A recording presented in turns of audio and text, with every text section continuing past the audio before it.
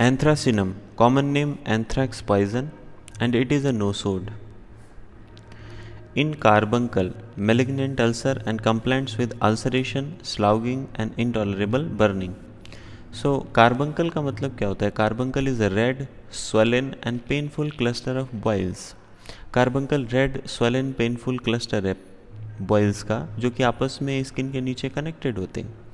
And carbuncles form when one or more hair follicles get infected. Carbuncles का formation कब होता है? जब एक या उससे ज़्यादा हेयर फॉलिकल्स में इन्फेक्शन हो जाता है. और ये अक्सर कहाँ पे होते हैं? They occur on the back of neck, shoulder और थाइज. तो नेक पे, शोल्डर पे और थाइज पे ये देखने को मिलते हैं. मेलिग्नेंट अल्सर, मेलिग्नेंट का मतलब होता है जो स्प्रेडिंग टेंडेंसी हो, जिसमें infectious ulcer. And complaints with ulceration, और ऐसी कंप्लेंट्स जहाँ पे अल्सरेशन होता हो. स्लाउगिंग एंड इंटॉलरेबल बर्निंग, स्लाउगिंग का मतलब जो स्किन है वो डैमेज होकर निकल जाती हो और बहुत ज़्यादा बर्निंग होती हो. When arsenicum or the best selected remedy fails to relieve the burning pain of carbuncle or malignant ulceration, जब आर्सेनिक या फिर कोई दूसरी बेस्ट सेलेक्टेड रेमेडी जो कार्बंकल की वजह से बर्निंग हो रही है उसको रिलीव नहीं कर पाता, उसमें आराम नहीं होता है, या मेलिग्नेंट अल्सरेशन की वजह से जो बर्निंग है उसमें आराम नहीं होता, तो एंथ्रासिनम इंडिकेटेड होता है. Haemorrhages, blood oozes from mouth, nose, anus और सेक्सुअल ऑर्गन्स. हेमरेज का मतलब ब्लीडिंग. तो ब्लड कहाँ कहाँ से निकलता है? माउथ से, नोज से, एनस से या फिर सेक्सुअल ऑर्गन्स से. ब्लड का कैरेक्टर कैसा होता है? ब्लैक, थिक, टार लाइक. काला होता है, थिक होता है टेंडेंसी उसकी, तार लाइक मतलब जो कोल तार होता है उसके जैसा. रैपिडली डिकम्पोजिंग, बहुत जल्दी से डिकम्पोज हो जाता है, और ऐसा ही कुछ क्रोटेलस में भी देखने को मिलता है. Septic fever, rapid loss of strength, sinking pulse, delirium and fainting. देखो सेप्टिक फीवर का मतलब है फीवर, ऐसा फीवर जो इन्फेक्शन की वजह से हुआ हो, या फिर जो टॉक्सिन्स रिलीज होते हैं माइक्रोब्स से उनकी वजह से हुआ हो. And rapid loss of strength, इसमें स्ट्रेंथ का बहुत ज़्यादा लॉस हो जाता है. सिंकिंग पल्स, जो पल्स है वो डाउन होती चली जाती है. डेलीरियम, डेलीरियम क्या है? Acute stage of mental disturbance, कि वीकनेस के साथ साथ मेंटल डिस्टर्बेंस आ जाता है. एंड फेंटिंग, और पर्सन अनकॉन्शियस हो जाता है. सो सेप्टिक फीवर्स और इन सारे सिम्टम्स के लिए pyrogenium is also very well indicated remedy. Gangrenous ulcers, gangrenous का मतलब होता है ऐसे अल्सर्स जिनमें गैंग्रीन होने जैसी टेंडेंसी हो, मतलब जिनमें सेल्स डेड हो जाएं और जो जल्दी से ठीक ना होते हो.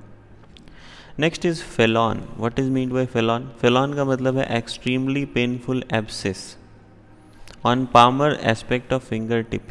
फिंगर टिप होता है, पाम जिस साइड है उस साइड अगर यहाँ पे कोई पेनफुल एब्सेस हो जाता है तो उसको फेलॉन बोला जाता है. और कार्बंकल, कार्बंकल तो आप समझ चुके. एरेपेसेलिस ऑफ अ मेलिग्नेंट टाइप, या फिर एरेपेसेलिस, एरेपेसेलिस का मतलब होता है superficial form of cellulitis. Cellulitis की सुपरफिशियल फॉर्म है और जनरली डर्मिस और जो क्यूटेनियस स्किन है उसको ही अफेक्ट करता है. ऑफ मेलिग्नेंट टाइप, ऐसा एरेपेसेलिस जो मेलिग्नेंट टाइप का, जो स्प्रेडिंग इन्फेक्शियस टेंडेंसी हो. Felon, the worst cases with sloughing and terrible burning pen.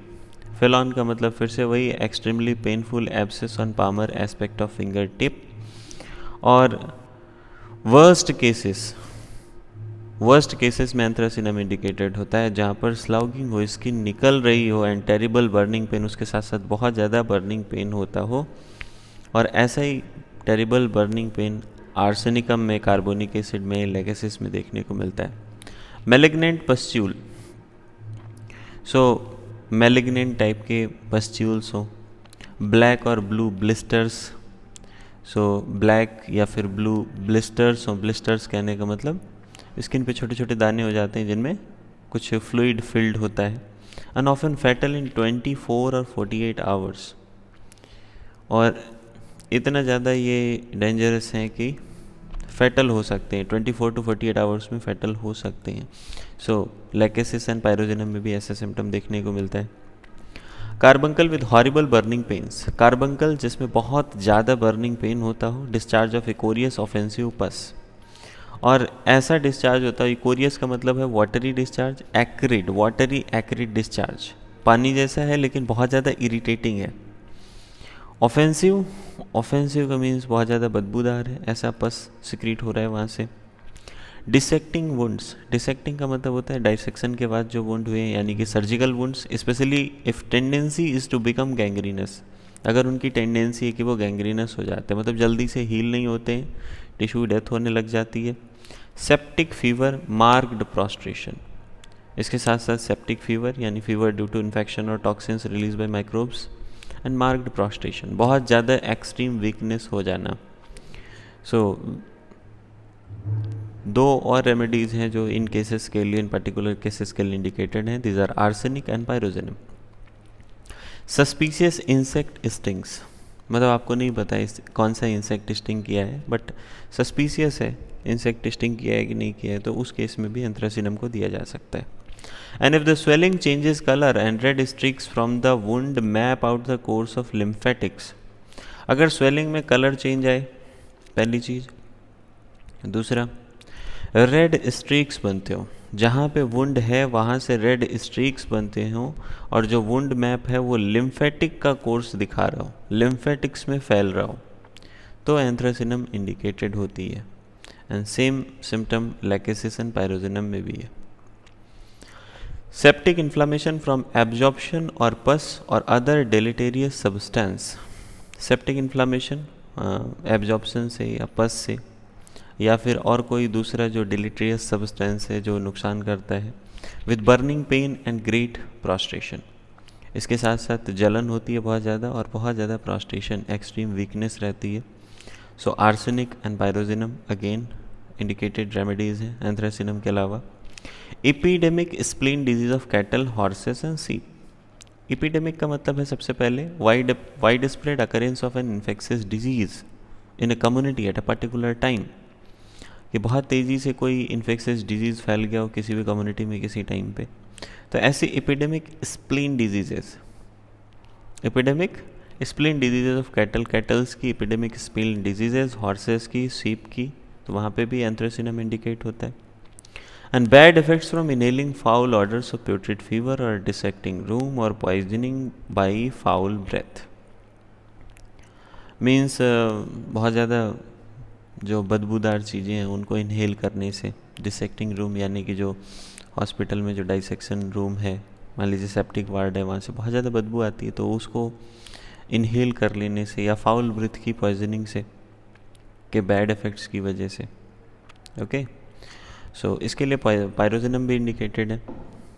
Herring says to call a carbuncle a surgical disease is the greatest absurdity, Hering कहते हैं carbuncle को surgical disease बोलना सबसे बड़ी मूर्खता है, कार्बंकल को सर्जिकल डिजीज़ बोलना सबसे बड़ी मूर्खता है, कार्बंकल एंथ्रासिनम से ट्रीट हो सकता है। N incision is always injurious and often fatal, ऐसे केसेस में जहाँ पर कोई इंसिजन लगा हो, इंसिजन हमेशा इंजूरियस होता हो या फैटल होता हो, इसकी वजह से डेथ हो सकती हो, इन्फेक्शन हो गया, जो इंसिजन लगा वो जल्दी से हील नहीं हो रहा है। ओके, डिसेक्टिंग वोन्ड्स हैं। A case has never been lost under the right kind of treatment and it should always be treated by internal medicines only. So anthracinum का ऐसा केस, ऐसे केस की बात कर रहे हैं जो कभी भी अगर राइट काइंड ऑफ ट्रीटमेंट हो तो वो केस कभी भी खोने वाला नहीं है, वो केस लॉस होने वाला नहीं है, वो केस पक्की बात है ठीक होगा। And it should always be treated by internal medicines only, और ऐसे केस जो कार्बंकल है, जो एब्सेस है या ऐसी चीज़ें हैं या मेलिग्नेंट अल्सर्स हैं, इनको हमेशा सिर्फ और सिर्फ इंटरनल मेडिसिन से ही ट्रीट करना चाहिए। रिलेशंस की बात करें तो एंथ्रासिनम सिमिलर है आर्सेनिक के, कार्बोनिक एसिड के, लैकेसिस के, सिकेल कोर के एंड पायरोजेनम के इन मेलिग्नेंट एंड सेप्टिक कंडीशंस। तो मेलिग्नेंट और सेप्टिक कंडीशंस में एंथ्रासिनम सिमिलैरिटी शो करता है आर्सेनिक से, कार्बोनिक एसिड से, लैकेसिस से, सिकेल कोर से और पायरोजेनम से। एंड इसका कंपैरिजन किया जाता है यूफोरबियम से in the terrible pains of cancer, cancer के पेन्स में यूफोरबियम से इसका कंपैरिजन करते हैं। कार्बंकल और एरिपेसिलिस व्हेन आर्सेनिक और एंथ्रासिनम फेल टू एम्लूरिएट। सो यूफोरबियम को कार्बंकल या एरिपेसिलिस की कंडीशन में तब कंपेयर करना है तब देखना है। जब आर्सेनिक या एंथ्रासिनम से आराम नहीं होता है तो फिर यूफोर्बियम के बारे में सोचना है। So that's it. Thanks for watching. Like, share the video with your friends. Comment the topics you want me to explain. Subscribe the channel for more videos on homeopathy. And you can also connect with me on Twitter, Facebook and Instagram. My username is CKJNV26.